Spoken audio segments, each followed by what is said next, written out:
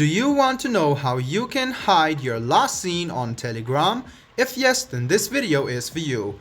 Hello and welcome to 1-2 Step. It's your host back again with yet another interesting tutorial video. In this video, I'm going to teach you how you can hide your last seen on Telegram. Go ahead and open Telegram, which is on your phone. Click on the three lines and go to settings. Now go to privacy and security and you can see last seen and online. Go ahead and click on it and you can see that there is option of everybody, my contacts and nobody. If you want to hide your last seen totally from everyone, go ahead and click nobody and you can see that nobody will able to find when were you last seen. So after that, go ahead and click on this tick mark, click OK, and there you go. This is how you hide last seen on Telegram. I hope this video was helpful for you. If you still have any kind of confusion, please do mention us on the comment section down below. Like the video, subscribe to the channel and do hit the bell button for more. Hope to see you in the next video as well. Until then, goodbye, take care and make sure you enjoy.